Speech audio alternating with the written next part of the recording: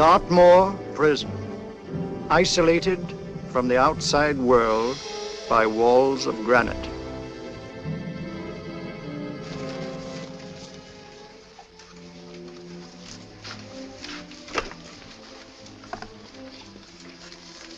They say you could get out of here by merely telling what you know. You may or may not be another Scotland Yard bloke, but I'll give you the same answer I gave the others. I still have 2 years, 8 months, and 6 days left in which to make musical boxes. That'll be sold at auction for the benefit of this delightful sanctuary. And I intend to sell them.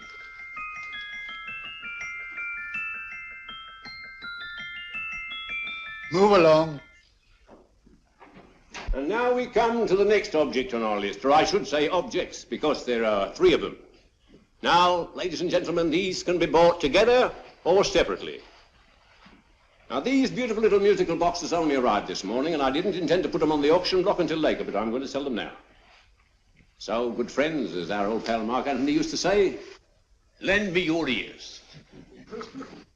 And what do you hear? Right. The beautiful tinkle tinkle of a musical box. What a lovely trinket. What a beautiful gift. Created and made by loving hands. A thing of beauty and utility. I was going to start with £5. It's a bargain, £5. Do I see any hands? If there's a connoisseur in the house, will go £3 for it. £2. £1. 10 shillings. Thank you, sir. Ladies and gentlemen, 10 shillings is offered for a musical box you couldn't buy anywhere in London for less than £5. It'd be stealing to let it go for 10 shillings. Like taking milk from a baby. All right, we're selling for 10 shillings. 10 shillings, 10 shillings is offered, 10 shillings is offered, 10 shillings is offered. And then what, give me £1? What, give me £1? Oh, won't someone give me a pound? A pound, £1 is offered, £1 is offered, ladies and gentlemen, £1 is offered. It's against you, sir. Will you go to £2? We go to £2, sir. £2. £2 is offered. £2 is offered. Going once, twice, third and the last call. Sold to the gentleman for £2. Sorry, my dear. Now, ladies and gentlemen, comes the opportunity to purchase an exact duplicate of the beautiful little musical box just bought by this gentleman for the ridiculous low price of £2. Oh, it's exactly the same. Exactly the same. Made with the same hands. You hear that? Isn't that lovely? That tinkle, tinkle, tinkle, tinkle. Sounds like Bow Bells to me, you know, with little angels pulling on the ropes, eh? Who'll give me £2 for it? Who's starting with £2? Will anybody start with £2? Oh, come, ladies and gentlemen. You know, from your enthusiasm, we might all be in Scotland instead of London. Please buy it for me, Daddy. £2, certainly not. We all might be in Scotland. Besides, I don't like his manner. £1, 10 shillings. £1. £1 is ours. £1 is offered. £1 is offered. Going £1. Any advance? Going once, going twice. The third and the last call. Sold to the lady for £1. Smart bidding, my dear. Thank you. We come to the third and last of these beautiful little musical boxes. Exactly the same. Tinkle, tinkle. Isn't that lovely? Ladies and gentlemen, I don't bring you here to gull you and swindle you. This is the exact replica of those 2 I just sold before.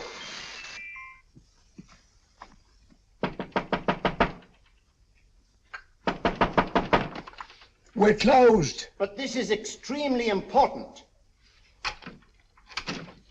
Come in, sir, come in. I'm sorry to disturb you, but I was unfortunately delayed from arriving in time to bid on certain articles which I was rather anxious to obtain. Oh, perhaps they weren't sold, sir. We are carrying several things over. What might the articles be, sir? 3 identical musical boxes, about so large. Oh, I'm sorry, sir, but they were sold. Pity you weren't here to bid on them. They didn't bring anything like the real value. I'm most anxious to obtain them. I wonder if your records would show who the purchasers were. Oh, we don't usually give out that information, sir. For certain, shall we say, sentimental reasons, I'm most anxious to get in touch with the purchasers. I'd be willing to pay, shall we say, £5. Well, for certain sentimental reasons, sir, we'd be very happy to oblige. Alfred, today's sales. The 3 musical boxes. Musical boxes, oh. Ah, here we are. The first purchase for £2 from Mr. Julian Emery, 52 Portman Square. Write these addresses down, Alfred. Yes, sir. Second didn't leave any name. Oh, how unfortunate. I think she's a dealer. You see, they don't like us to know where the things are going. On account of the profits. You say the second purchaser was a woman. Can you give me a description of her? Oh, she was a young woman, fairly tall, slender, had a light complexion and dark hair, and she was wearing A grey suit, don't you remember? That's right. She probably runs a gift shop. She paid £1. You say she comes here fairly frequently? No, I didn't say so. But she does, sir. Like as not, she'll come in on Thursday. We have sales on Mondays and Thursdays. Oh. And the third box? The third, Mr. William Kilgore, 143B Hampton Way. For 10 shillings. Quite a drop from £2. Mr. Kilgore was a Scotchman. Oh. Thank you. You've been most helpful. Oh, thank you, sir. And any time you're passing, drop in.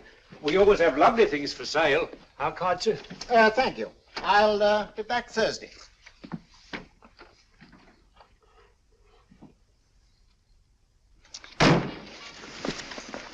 The message reached us too late.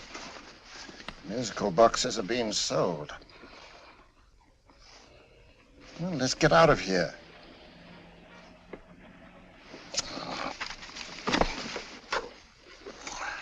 Someday you'll go too far.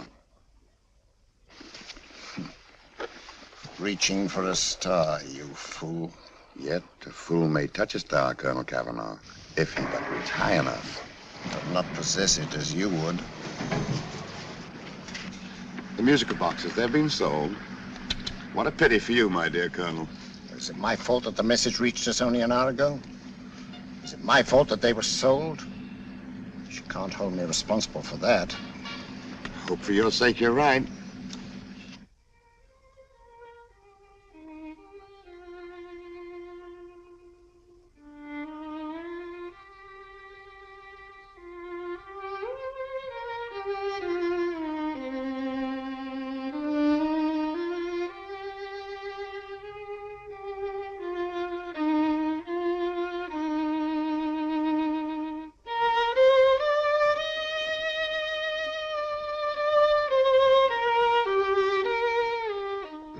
Upon you tonight at 7:45, a gentleman who desires to consult you upon a matter of the very deepest moment.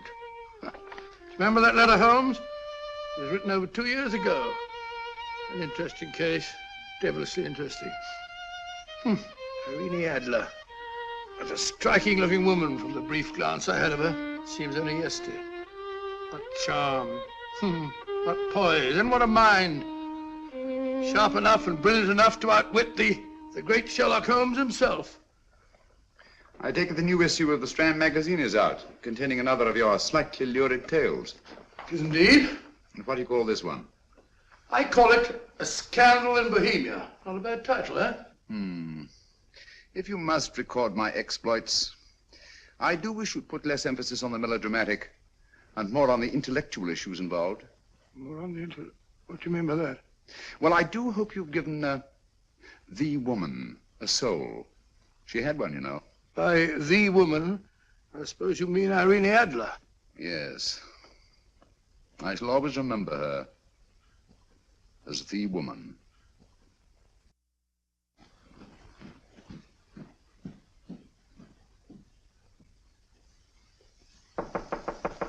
Come in. I Stinky. That's him, old boy. How are you? How are you, old boy? I haven't seen you for years. I want you to meet my old friend Sherlock Holmes. Holmes, this is Stinky. In other words, Julian Emery. How do you do, Mr. Emery? Watson has often spoken of you. Oh, has he? Yes, we were at school together. Yes, more years ago than I care to remember, but you didn't come in here just to remind me of that. No, I just happened to be in the neighborhood and saw your lights burning, so I took the liberty of looking you up. Still writing your mystery stuff? Yes, there's a new one out this week. Good, I never miss them. Oh, good, thanks. I say that bandage makes you look very interesting. Still poking your nose into other people's business as usual? Who hit you? I haven't the foggiest notion. Somebody knocked me on the head in my own living room, and then proceeded to commit the most idiotic burglary you ever heard of. Fellow must have been balmy as a coot. Balmy? Why? Come sit down, old boy. Would you You like a cup of tea? Huh? Oh, all right. I'll go and tell Mrs. Hudson about it. Yeah. Why do you say the robbery was idiotic, Mr. Emery? Oh, simply from the fact that with about £5,000 worth of musical boxes in my living room, the thief, who I caught in the act, made off with one that isn't even worth £5. I gather you're a collector of musical boxes. Yes, I am indeed. Some of them are very beautiful, but not the one that was stolen. The thief evidently grabbed the first thing that came to his hand when he heard me coming into the room. Still, it's rather odd, isn't it, that having disposed of you, he didn't pick up something more valuable. Was there anything unusual about the stolen box? No, nothing at all. No, I picked it up in the south of France, several years ago. You say you have many valuable music boxes, and yet the thief made off with one that isn't worth £5. Sounds like rather an intriguing little problem. Well, I take it that he was just an ordinary petty thief and didn't know the value. That is a possible explanation, and yet I venture to say that the average petty thief has a more extensive knowledge of the value of objets d'art than the average collector. Well, anyway, that's Scotland Yard's theory. They didn't get very excited about it. That's consistent anyway. I wonder if I might see your collection, Mr. Emery. Oh, of course you could, yes. Nothing a collector likes more than showing off his trophies. When would it suit you? No time like the present. Good. My place is just round in Portman Square. Shall we? Yes, right. Hello? Where are you going? Stinky hasn't had his tea yet. Oh, I'm sorry. We're going round to my place, where I'm going to give you something better than tea. Now, this one was made for Louis XV, and is one of the very few still in existence from that period, and a particularly fine specimen at that. Charming, isn't it? Quite. They all sound to me like a lot of mice running about on a tin roof. I'm afraid you have no ear for music, Watson. Give me a good old band playing a rousing march. You'll have all your silly little tweets.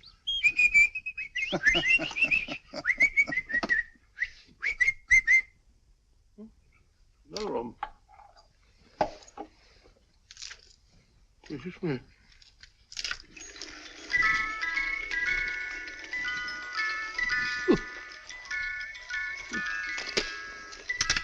Stupid thing. Singing rabbit. What would you say offhand is the value of a box like that, Mr. Emery? Well, it's hard to say offhand, but I think we'll bring about £500 or £600 today. It's the gem of my collection. Yet a thief who steals an oddity like a musical box passes up one worth £500 for one of almost no value at all. Odd.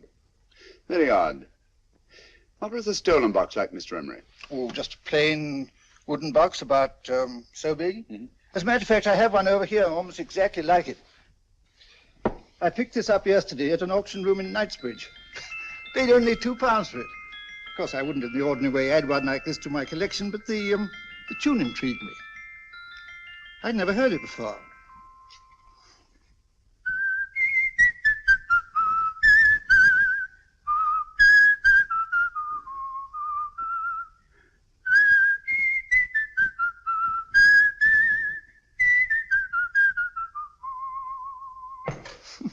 You have a remarkable ear for music, Holmes. Rather an unusual melody. Sit down, will you? Thanks. You say you bought that box at an auction sale yesterday? Yes, the Gaylord auction rooms in Knightsbridge. Run by old, what's his name? Crabtree. That's the man. At what time was the robbery committed? Oh, about 3 o'clock this morning. You know, Mr. Emery, that box and the robbery might well be cause and effect, especially since you say that the stolen box outwardly resembles this one a great deal. And Scotland Yard were not particularly interested, eh? Oh, yes, but I wouldn't blame them for that, especially as I told them I was quite unable to describe the thief, except, of course, for the fact that it was definitely a man. All you remember is that you came in here and someone struck you on the head. Yes, and the next thing I knew, my man was trying to revive me. It might be wise for you to put that box away somewhere and lock it up. Oh, I don't think that's necessary.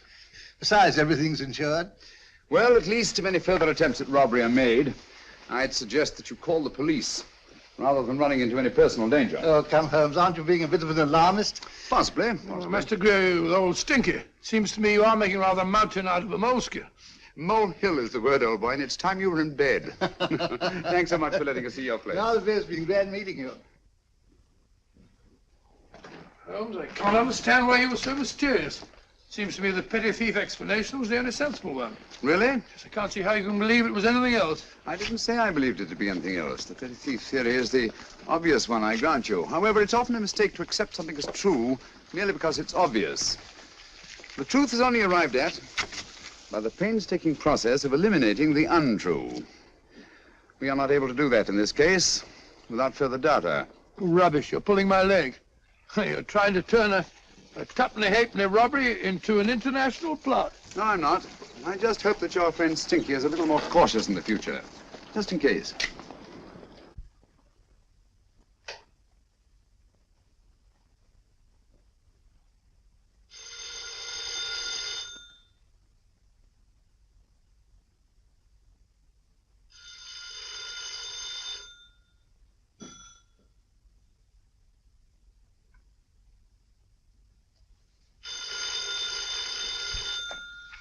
Hello?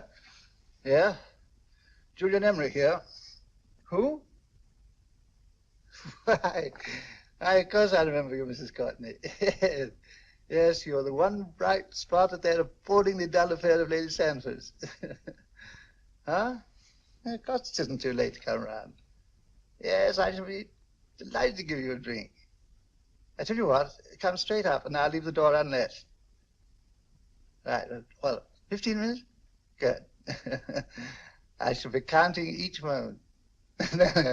No, I mean that, really. Right, goodbye.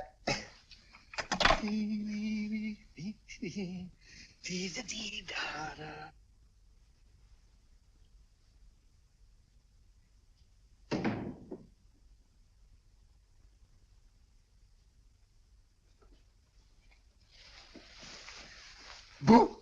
Oh, you startled me. Did I? Yes. Must be the pixie in me.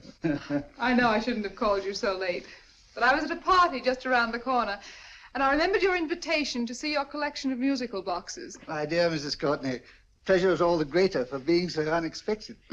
My friends call me Hilda. Thanks. Mine called me Stinky. Stinky, how quaint.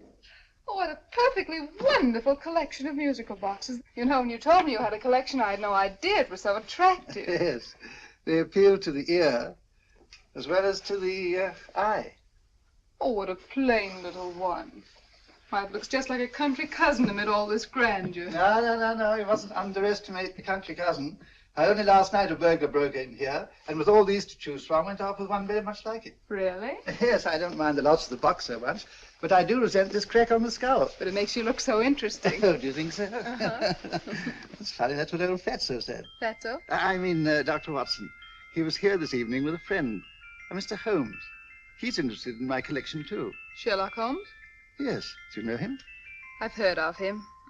Yes, he seems to think I'm in some sort of danger. What a haunting tune. It takes me right back to my childhood. Really? Do you know, it's odd that you should be interested in that particular musical box. Odd? Why? Because Mr. Holmes is also interested in it. He may have been more interested in the tune than in the box. My dear, yes, that's right. I remember now. He whistled it note for note, having heard it only once. Really? He must be a remarkable man. Bit of an alarmist, if you ask me. Don't you believe in warnings? Of course not. Who'd want a box like that? I would. You're not serious. Oh, but I am. Well, you put me in a very awkward position. I'm a collector, you know. And the collector buys but never sells. But if the price were high enough... The price has nothing to do with it. It's the principle of the thing. Yes, well, we haven't had our drink. No, thanks. I must be getting along. Must you really? I'm afraid so. You're not walking out on me, are you? My reputation. Stinky. I say, you know, you are an attractive woman. Thanks.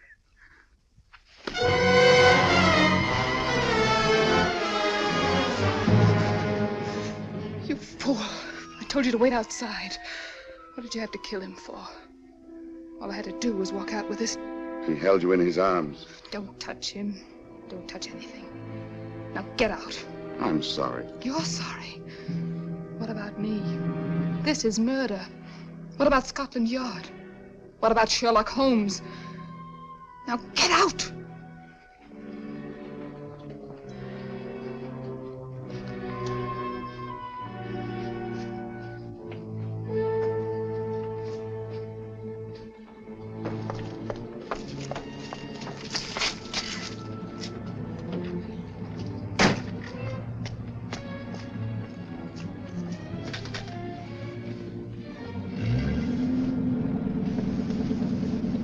Did you get it?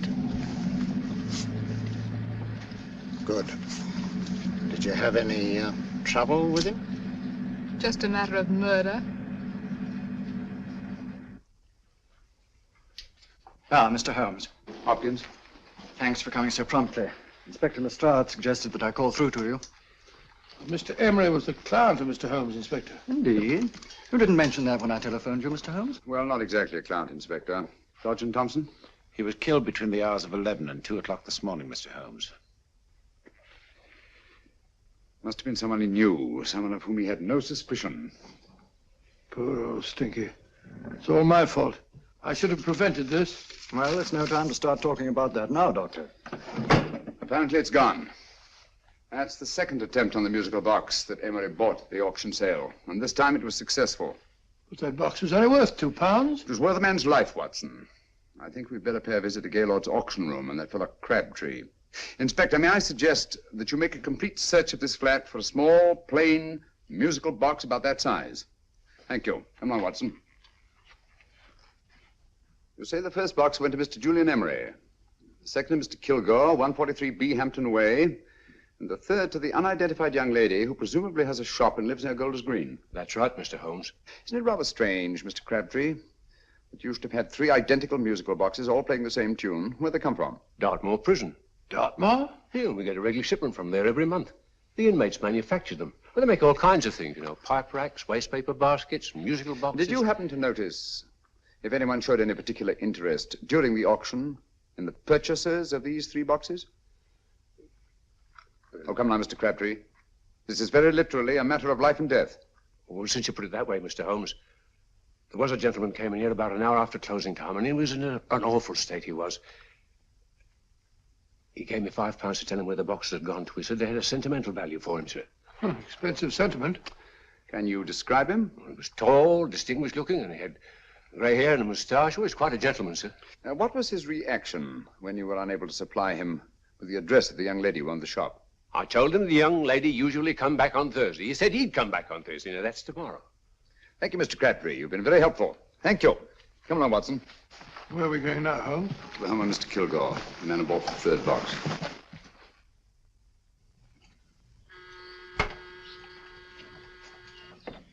But hang it all, Holmes, how do you know those other 2 musical boxes are of any importance? I don't, but I certainly have no intention of waiting until the owners are murdered to find out. No one at home. I hope that's the explanation. I'll have a look through this window.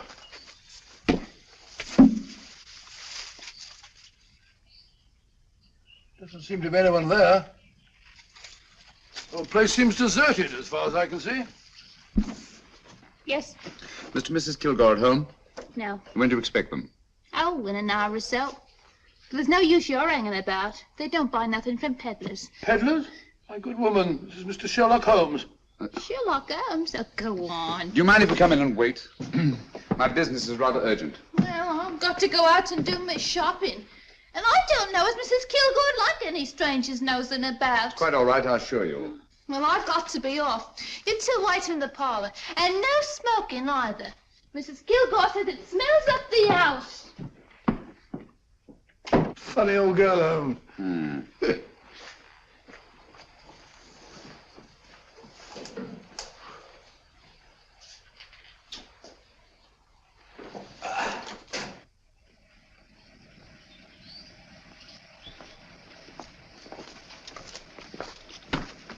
Park Lane.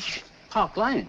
And what would the likes of you be doing in Park Lane? Now, don't worry about the fare, Ducky. If you knows how to get to Park Lane, up it.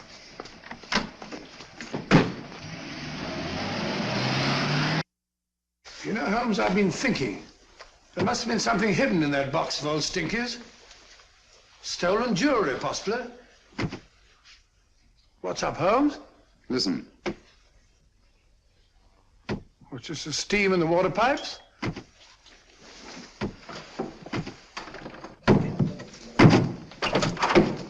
Watson!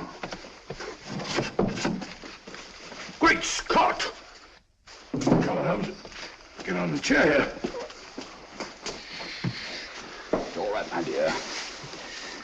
There. Now, don't worry. It's all over. There you are, dear. Don't cry anymore. She tied me up and shut me in the cupboard. I know. She won't come back. Did you show her your new musical box? Yes, she said she wanted to hear it play, and as soon as I showed it to her, she grabbed hold of No, me. I know. Now, don't worry. We'll buy you a new musical box. Yes, my dear, the best one in London. Watson. Oh, what a fool I've been. What do you mean, Holmes? She took the musical box out of this house in that market basket, right under our very noses. Why could the Kilgore charwoman want to take the music box? She isn't the Kilgore charwoman. She's a consummate actress. An extremely clever, unscrupulous woman who will stop at nothing. Take care of the child, will you, Wolfella, until our parents get back. Explain everything to them. Of course I will. But, Holmes, where are you going? Somewhere, somehow, I must get to the young lady who bought that third musical box before our opponents find her. I only hope that I won't be too late. Oh, no. No, darling, you mustn't cry anymore. Now, cheer up. Would you like to hear old Uncle make a noise like a duck?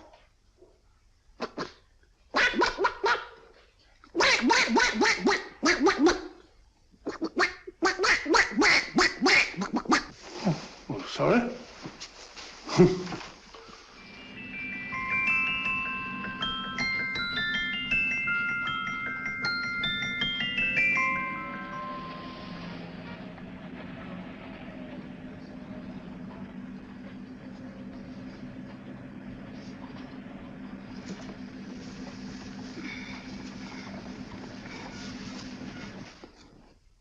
And now, ladies and gentlemen, how much am I offered for this beautiful lace Dresden china figurine?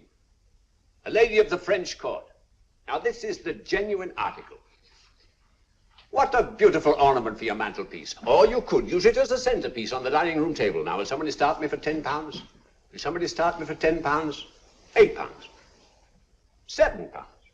All right, £5 is offered, £5 is offered, £5 is offered, £5.10, £5.15, £5.15. £6 is offered, £6, going once, going twice, the third and the last call. Have you all done? Sold to the lady from Twickenham for £6. Next, we have a real museum piece, ladies and gentlemen. A fine 19th century doll. The costume an exact replica of the holiday clothes worn by the Hungarian peasant women. Now, ladies and gentlemen, an article like this would cost you from £15 to £20 in a West End shop. I'm not going to ask you for anything like that. Who'll give me £2 for it? £2. Anybody offer me £2? £2 for the Hungarian? £2? £1. What? Anybody give me £1? Anybody offer me £1 for the doll? £1 is offered, ladies and gentlemen. £1 is offered. Now, I'm not going to waste your valuable time or mine in trying to get one half of what this beautiful doll is worth. If the young lady can steal it for £1, that's her good fortune. So it's going once, it's going twice, the third and last call. Any more? Sold to the young lady for £1. And now, ladies and gentlemen, may I draw your attention to something which may be a great surprise to you, worthy of any collection. The only other one like it is in the British Museum. It's a Ming vase of the 7th dynasty. This vase lay in a large collection somewhere outside Rome for over 2 centuries, I understand. It was discovered there by the noted antiquarian Sir Andrew Coppleston.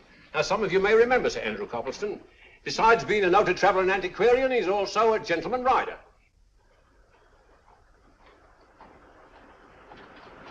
The girl with the parcel in her hands, that's her.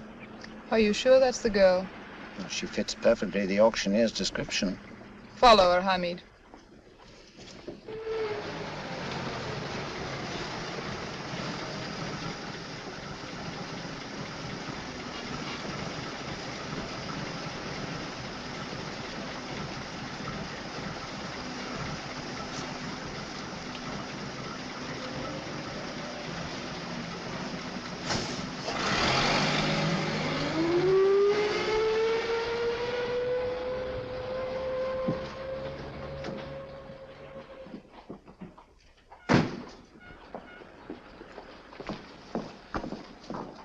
It's lovely, dear. And only £1.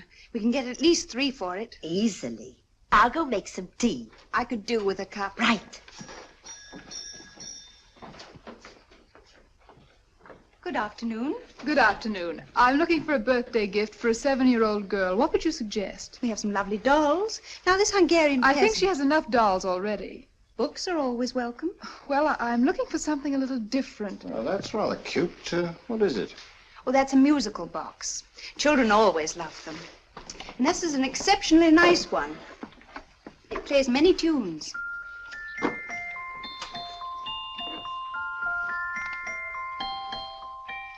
Have you any others? Yes, if you'll just step this way. I have only 2 left.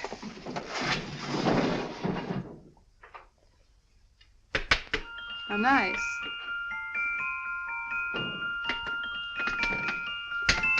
Are you sure this is all you have? I'm sorry. They're rather hard to find, you know. That's our entire allotment.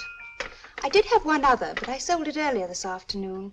But it was only a plain wooden one. It wouldn't have been a very nice gift for a child. Really?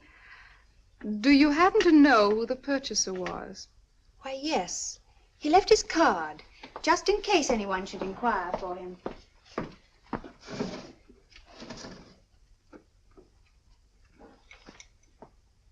How interesting. I'm sorry, but I'm afraid I'll have to look a bit further. Thank you anyway. Good afternoon. Thank you.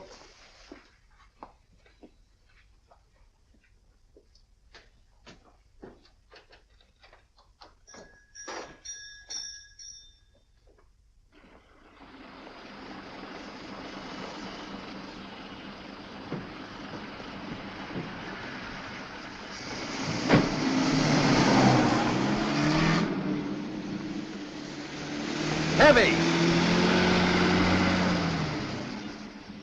Follow that cab. Here now, what? Scotland Yard. Hop in.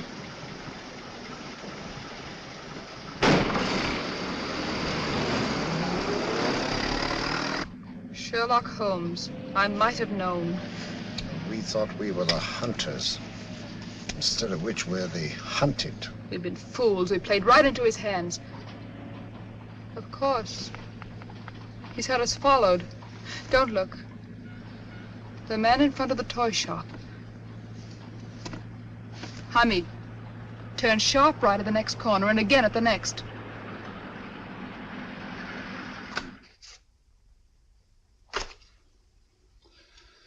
No photograph of her, Commissioner, as I expected. She's not a known criminal. But how do you expect to know if you do find her? After all, she was disguised as a charwoman. Don't worry, old fellow. If I ever see her again, I'll recognize her. Well, it won't be long till we know who they are and from where they operate. Who's covering them? Sergeant Thompson's following them, sir. They won't get away from him. He's a good man. We could have arrested them at Clifford's toy shop if we had any proof. But we know that they killed Emery. Proof, my dear fellow. We must have proof. We have x-rayed it, sir. There's nothing whatever concealed in the box. We'll have a look at the plates.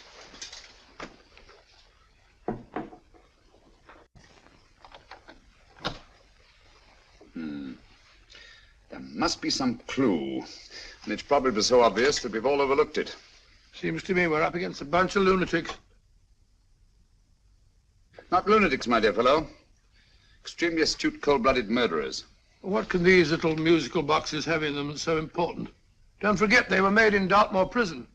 You can smuggle stuff into prison, but not out. Do you want us to break the box apart, sir, to see if there's anything the x-ray hasn't caught? No, not yet. Do you mind if I take it? Certainly. Thanks.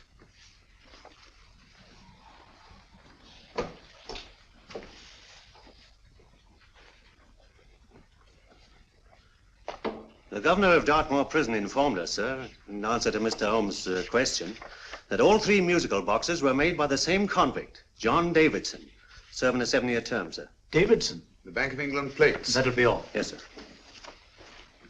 Now we're getting somewhere. Wait a minute. How did you know about the plates, Mr. Holmes? I'm a student of crime, Inspector. I make it my business to know about such things. And when the name of Davidson was mentioned... Well, who is this fellow Davidson? As long as Mr. Holmes seems to know all about it already, I suppose there's no harm in telling you.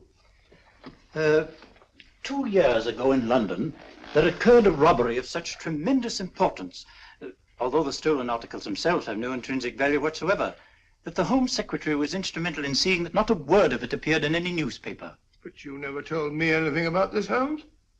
You were away at the time. Articles of no intrinsic value and yet of such importance? I don't understand. Davidson was apprehended within 15 minutes of committing the theft. But by that time, he'd hidden the articles in question and they've yet to be found. Before going further, Dr. Watson, I must inform you that this matter's not to be mentioned outside of this room. Of course not. Do I look like a man who'd gossip? Let's not go into that now, old fellow, shall we? Davidson had been employed for years in a position of extreme trust by the engravings department of the Bank of England. The articles he stole were nothing less than a complete duplicate set of plates for printing £5 notes. What? The Bank of England's own plates? Precisely. And with those plates, a gang of crooks could flood England with £5 notes, not forged in the usual sense of the word, but notes undetectable from genuine Bank of England notes in any way whatsoever. Good heavens. Any whisper at all might have resulted in enormous damage in shaking public confidence in the Treasury. We tried everything after we arrested Davidson. Offered him a shorter sentence if he'd tell us where he'd hidden the plates. Why, we even put in Scotland Yard men with him as cellmates, but no results. Obviously, Davidson is a man of strong character and infinite patience. Yet suddenly he feels impelled to smuggle out the secret of the hiding place of the plates to his confederates. Why? I don't understand, Mr. Holmes. Well, for example, has the Bank of England made any plans to radically change the design of the £5 note so that in, say, 7 years from now, notes made from the stolen plates would be worthless? Confidentially, Mr. Holmes, such a move was discussed. But replacing all the £5 notes in circulation would be such a Herculean task that nothing's been done about it as yet. I see. Of course, there is another possible explanation.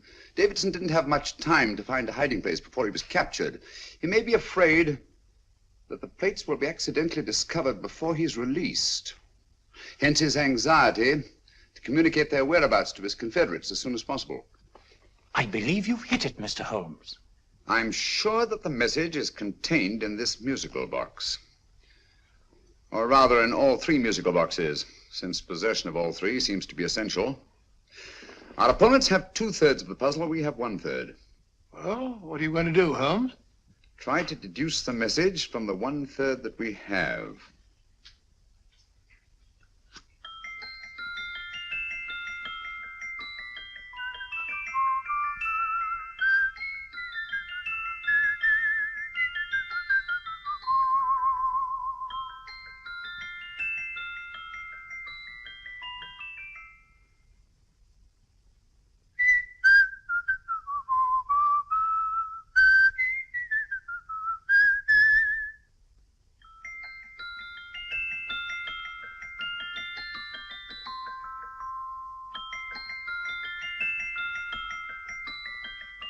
It's the same tune as the one played by Emery's musical box.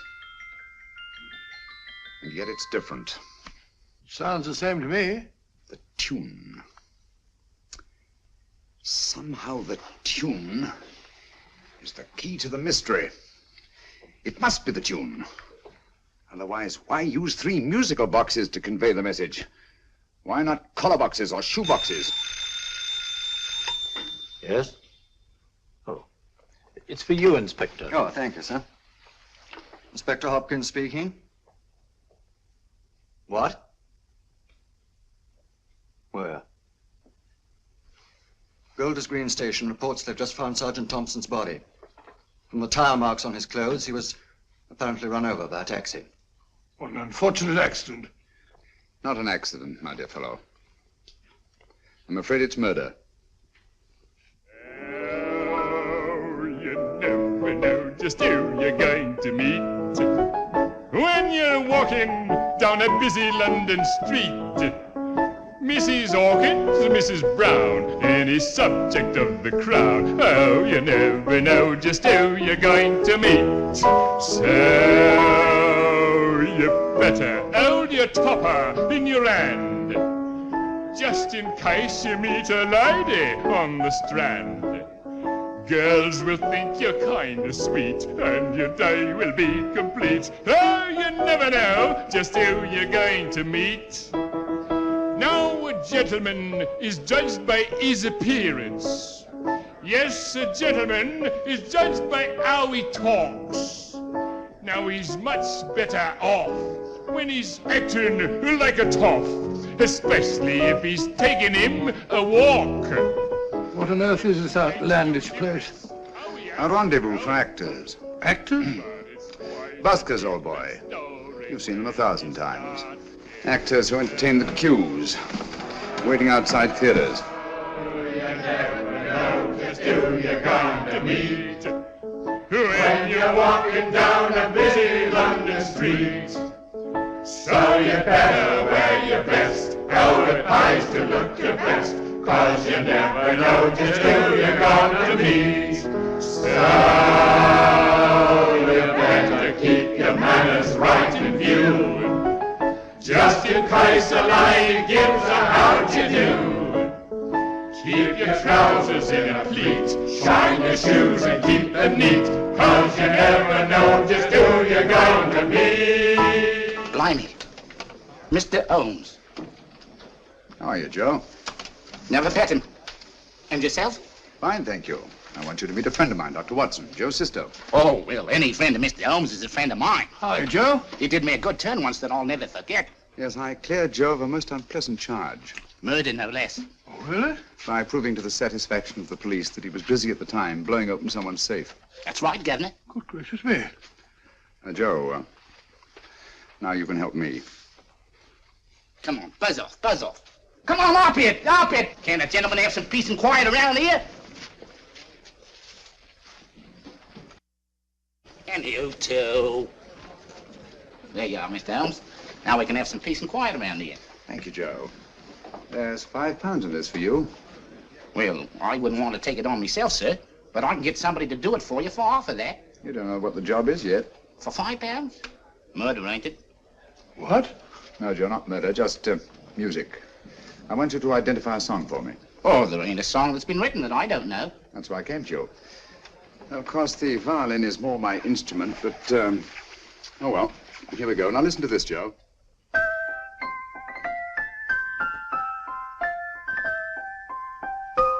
Wait a minute. You're playing that wrong. That should be E natural, not E flat. You know the song? Oh, yes. It's an old Australian song called The Swag Man. But you're playing it all wrong. That's what I hoped you'd say. Now listen again, Joe.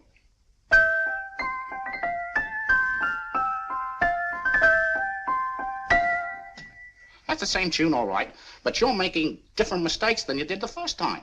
No, not mistakes, Joe. Call them variations. Here, play the song for me, will you, the way it's written.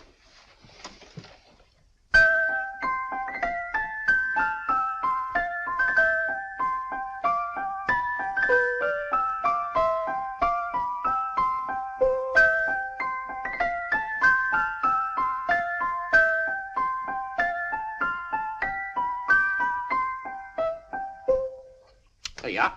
Thank you, Joe. What's it mean, Holmes? Are you onto something? Perhaps. I don't know yet. It's probably a code of some sort. Joe, could you write the song down for me? The way it was originally written? Oh, sure, Mr. Holmes. But it'll take a few minutes. Mm-hmm. Here, Mabel. Pale ale. Come on, up to it. Along with it.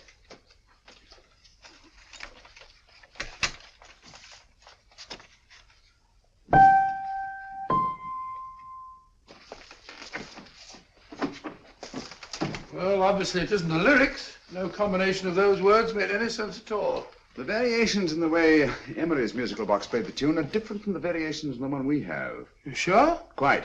You see, I took the trouble to memorize the tune as played by Emery's box that night we were with him in his flat. Holmes, you amaze me. Elementary, my dear fellow. One of the first principles in solving crime is never to disregard anything, no matter how trivial. But why were 3 boxes? Why not 1?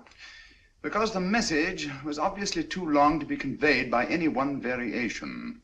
Then there's the 3rd box, the one that woman took from the Kilgores.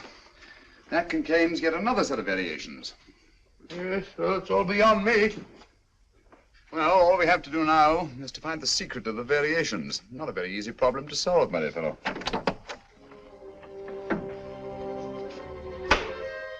Hello. What's up? We've had company.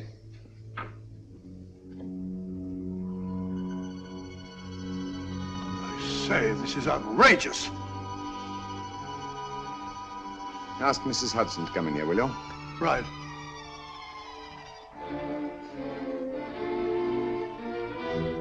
Hudson? Yes? Oh, there you are. Will you come up here at once, please? Coming, sir.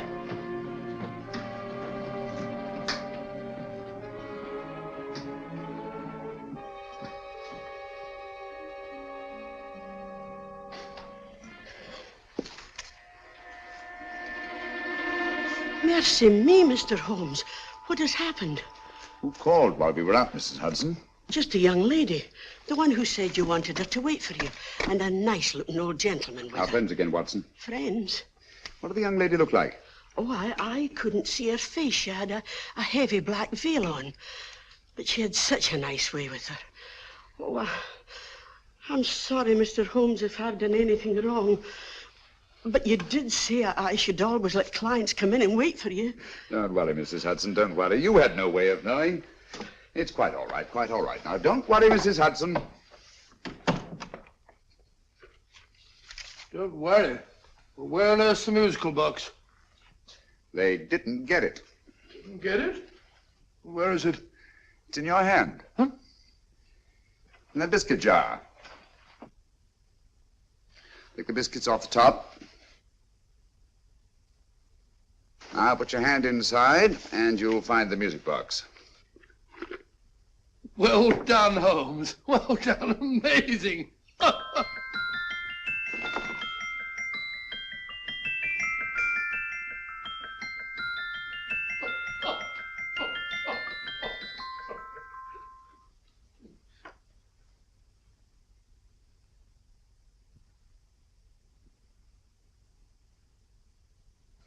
Whew.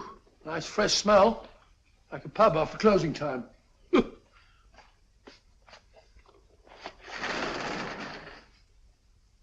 I say, Holmes. What? It's morning. Allow me to congratulate you on a brilliant bit of deduction.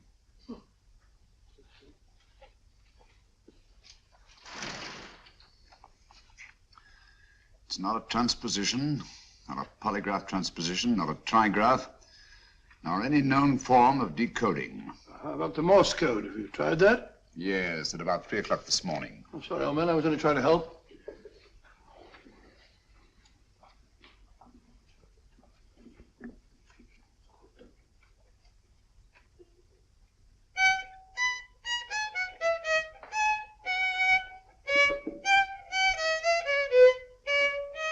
Oh, do me a favor. Not again. Must have heard that thing 1,000 times. Kept me awake all night.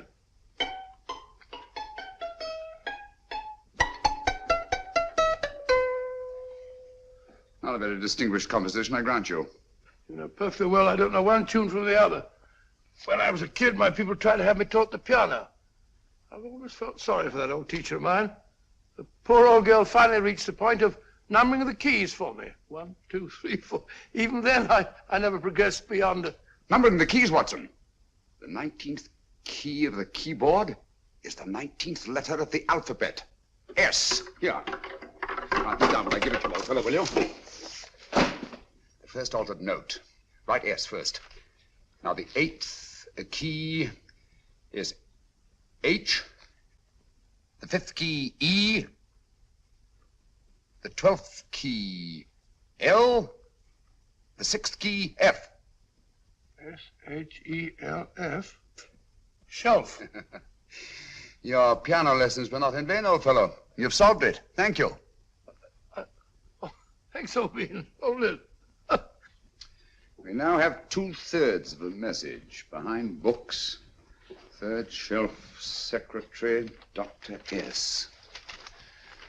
Presumably, these are the first and second portions of the message. And this gang has the first and third parts of it. Precisely. Then it's a stalemate? Yes, Commissioner, but we can't leave it like that. There's no doubt in my mind that they'll try to secure our third of the message that's missing.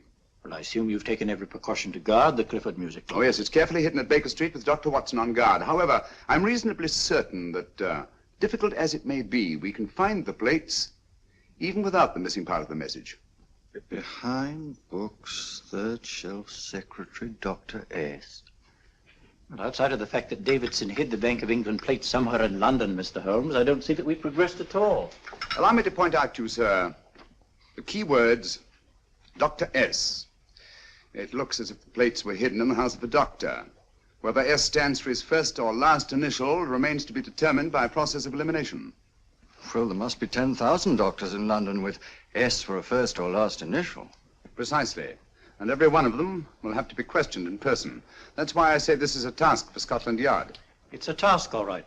But Scotland Yard has searched worse haystacks and found the needle. Well, for the time being, I'll leave the matter in your hands, gentlemen. We'll call you if and when we get a lead on our mysterious Dr. S. Thank you. In the meantime, I intend to follow up a little clue concerning a cigarette.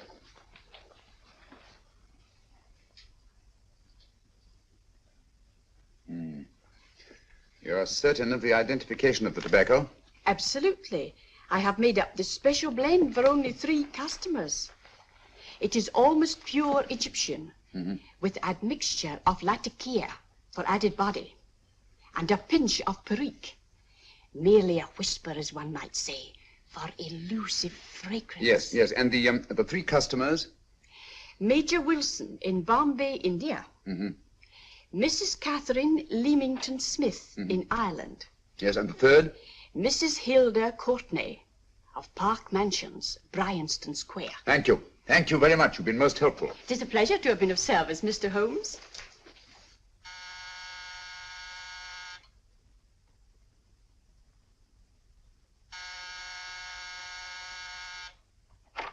Yes? Mrs. Courtney? Yes. My name is Sherlock Holmes. Oh, do come in. Thank you.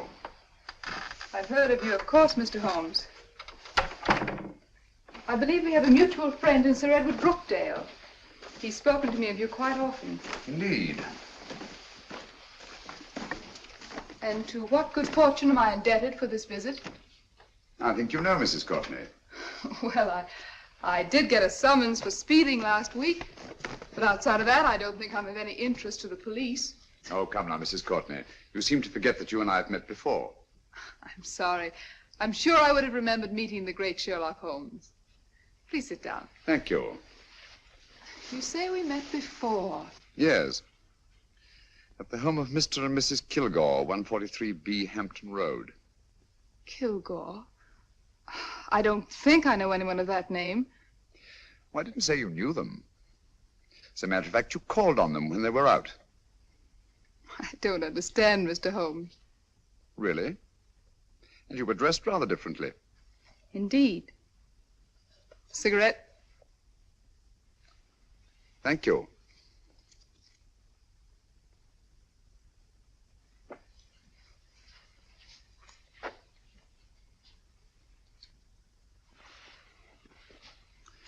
Thank you. You know, Mrs. Courtney, people generally forget, in assuming a disguise, that the shape of the ear is an almost infallible means of recognition and identification to the trained eye. Evidently, you've mistaken me for someone else. Oh, no, not at all. Though naturally, I expected your denial. But when you paid your visit to my rooms at Baker Street, you carelessly left behind another identification. They're, identical, aren't they? Yes, I must admit they are. You see, Mr. Holmes, to catch one as clever as you, I had to use a very special lure. I knew you'd be unable to resist the bait of my cigarette, having read with great interest your monograph on the ashes of 140 different varieties of tobacco. I should advise you not to move, Mr. Holmes. I must congratulate you on your ingenuity, Mrs. Courtney. It was indeed a brilliantly designed trap. Thank you, Mr. Holmes. Praise from a master is indeed gratifying. I shall always cherish the memory of your flattering words. Memory? Precisely. I'm afraid these gentlemen have a most regrettable task to perform. Unless, of course, you care to turn over the missing musical box with your pledge to take no action against us in the future. I'm afraid that will be impossible. I thought that would be your answer. Hamid! Careful! Careful.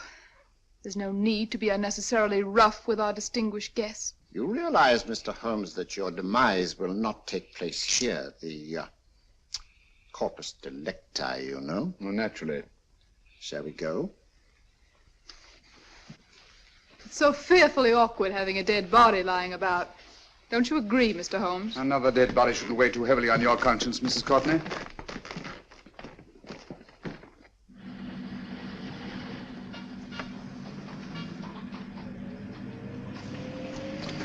You mind if I have a cigarette? Don't see why not.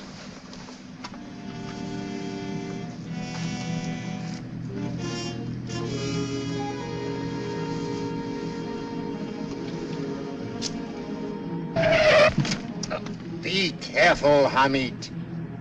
It's the brakes, they bind. Thank you, Colonel Kavanagh. It's very considerate of you.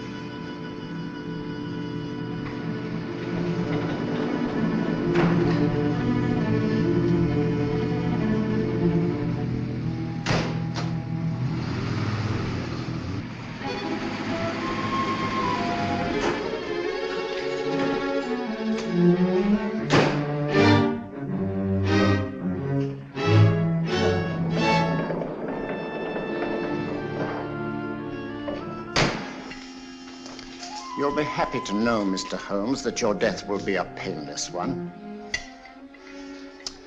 Hamid, attach this to the motor of the taxi. That little attachment, my dear Mr. Holmes, contains the deadly fluid known as monosulfide.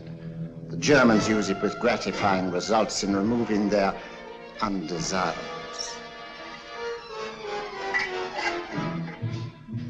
Start the motor.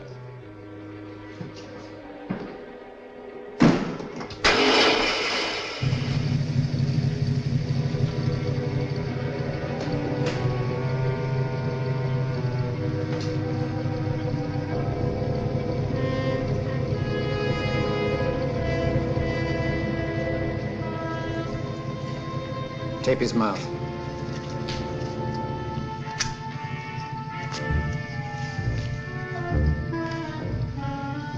Now, up with him, Hamid.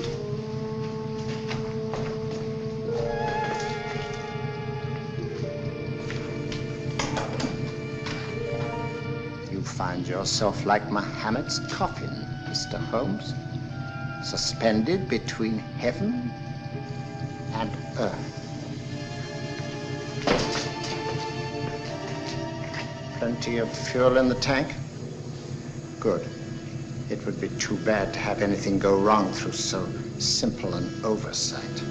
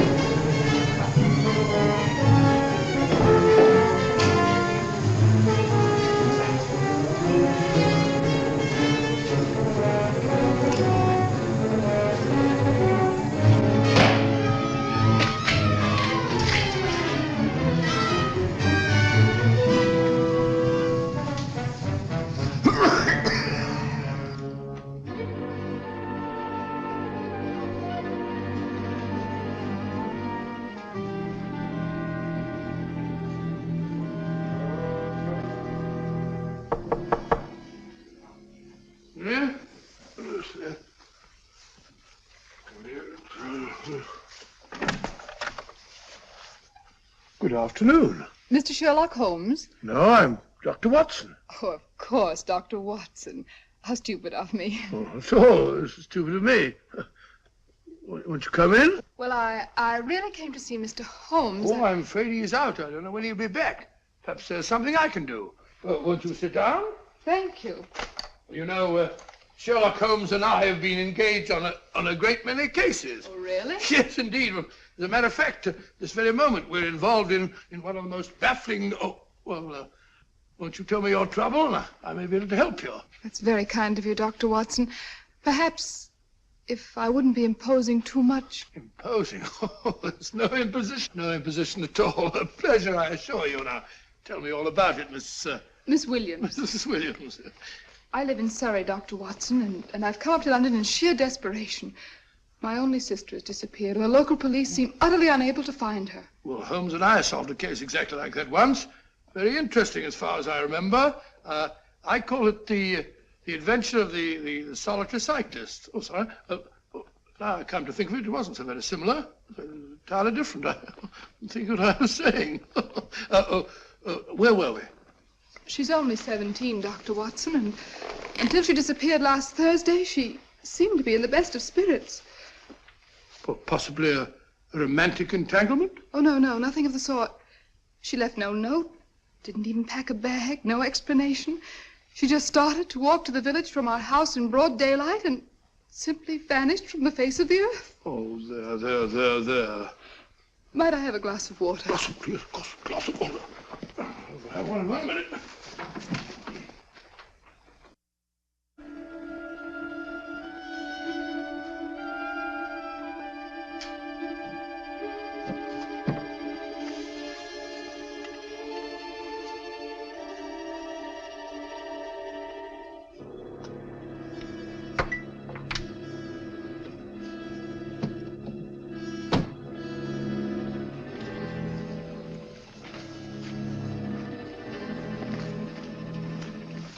There you are, my dear. Thank you, Dr. Watson. No, you're not to cry anymore. You must pull yourself together. Oh, I feel much better already knowing that you're going to help me. Oh, Dr. Watson, look! Good heavens! Get through the fire brigade, quickly!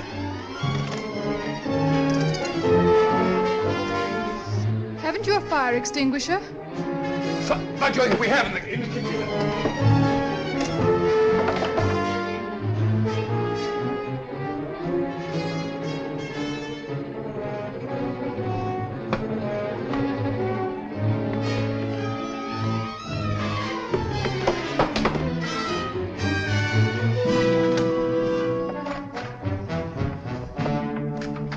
Don't you worry, Miss Williams. We'll have this thing out in no time.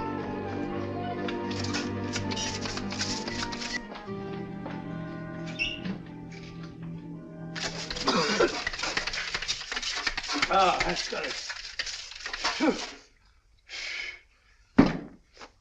Get some air. Well, you see, there was no need for the fire brigade after all. I hope you weren't too frightened, Miss Williams. Oh, gone. That's the trouble with women. They always lose their heads in an emergency. Well.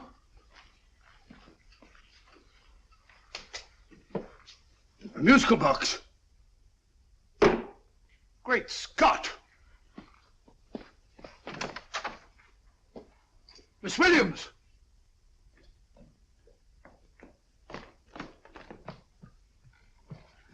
Well? Good. And Holmes? By now, Mr. Holmes has no doubt exchanged his violin for a harp. Always assuming that heaven is his destination. And now that we have the missing musical box.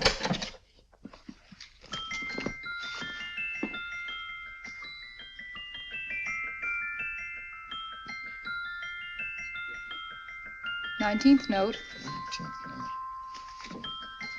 19th letter. Yes. He hasn't been there, you say? Holmes, where on earth have you been? I've been trying to get you at the club, at Scotland Yard, all over London. You were looking for me in the wrong places. Holmes, terrible things happened. I've been duped. That woman, she made a complete fool of me. Well, what do you mean? Well, she came here, let off a smoke bomb. I thought the whole place was on fire, and my first thought was to save the musical box. No need to say any more. She has the box. Yes. Don't blame yourself too much, old fellow.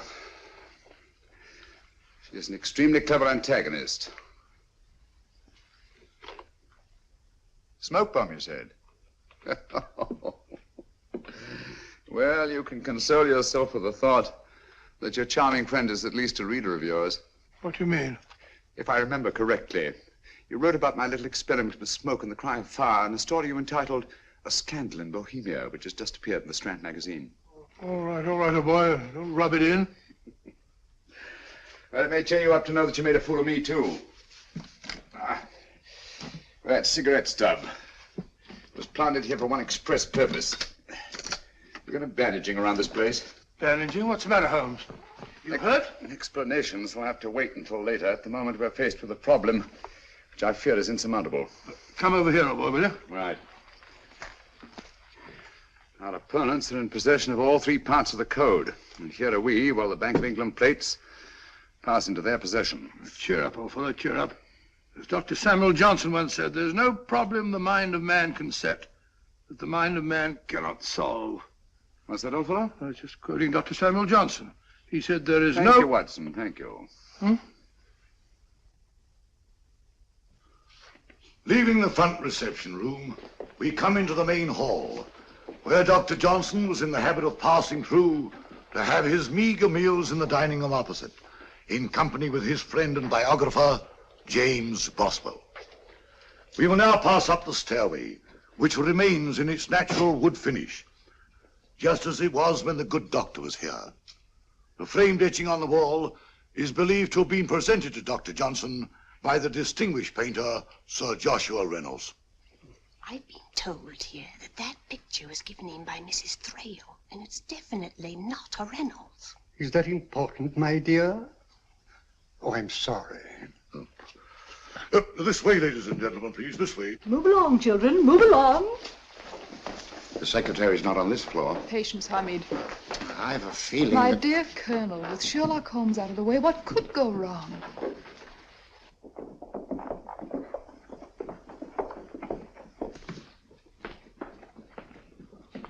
And here we have the Garrett Library, in which Dr. Johnson wrote his famous dictionary, and in which you will see also many of the great man's books and other items of interest. Step forward, ladies and gentlemen, please, step forward. Standing in the corner is the secretary, which contains many of the original works by the literary genius. On this table, Dr. Johnson's cat, Hodge, used to sleep while his master worked. A strange thing about this cat, ladies and gentlemen, was its love of oysters. They do say that the dear doctor often went hungry to find the cat that delicacy. What a pity. Now we will visit the grey room, which is immediately below us, in which you will see the very bed in which Dr. Johnson died. What did he die of? Gout. Just gout. This way, ladies and gentlemen. Mind the steps, please.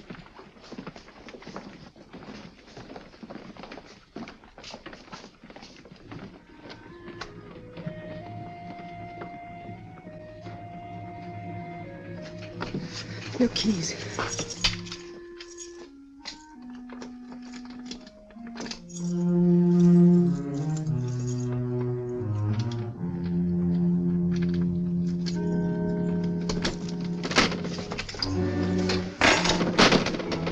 Third shelf up.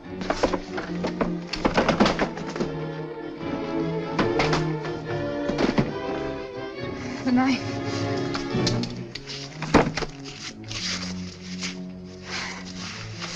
Gentlemen, the Bank of England plates. Well, Mrs. Courtney, so we meet again. No, I shouldn't do that if I were you, Colonel Cavanaugh. I must congratulate you, Mr. Holmes. You're far more clever than I thought. Thank you, Mrs. Courtney. Praise from you is indeed gratifying. I shall always cherish the memory of your flattering words. Memory? Oh, thank you. And now I have a most regrettable task to perform.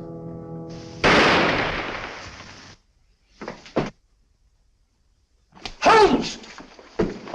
Coming, Holmes! Holmes, you all right? Perfectly, thank you, old fellow, but I think this gentleman on the floor requires some medical attention. We must see that he looks his best, you know, when he's hanged. Take them in charge.